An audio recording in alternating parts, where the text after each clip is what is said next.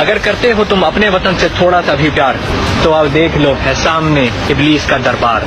یہاں ہوتے تھے تمہارے وطن کے روز ہی سودے, منہ پر نہ سہی دل میں ہی اسے مانو تو غدار. کیونکہ اس بات کی گواہی تو سب مقامی دیتے تھے, یہاں نمرود اور فرعون تک سلامی دیتے تھے.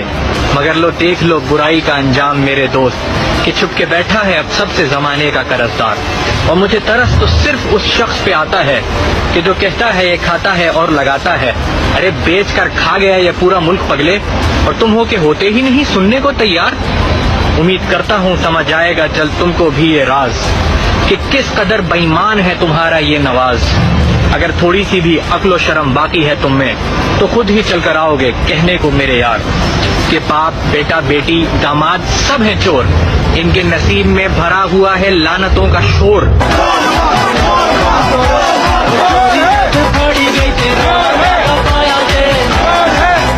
پکڑو انہیں عابد کہ کہیں بھاگ نہ جائیں یہ, پہلے بھی تو کئی بار یہ ہوئے ہیں نا فرار.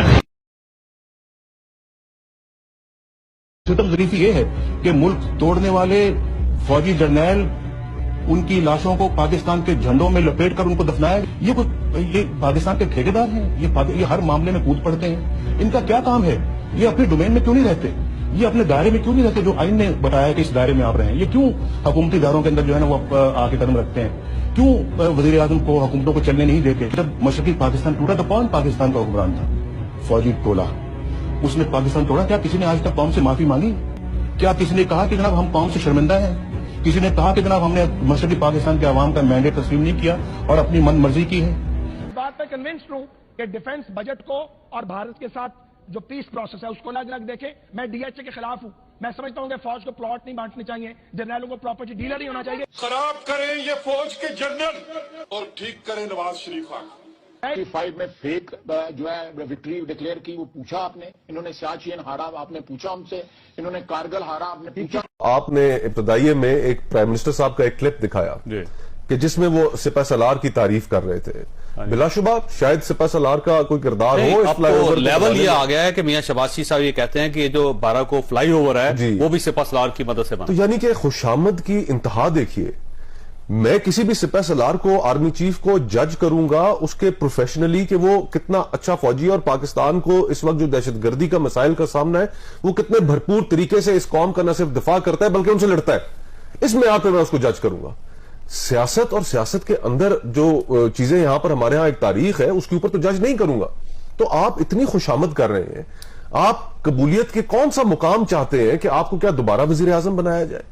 آپ یہ ہم کیا پریسیڈنٹس پاکستان کے اندر کوئی انسان کے اندر بھی کوئی سیلف ریسپیکٹ ہوتی ہے کہ آپ پوری پولیٹیکل کلاس کو, اور خیر اس میں شہباز صاحب اکیلے شامل نہیں ہیں, اس میں تمام جماعتیں شامل ہیں.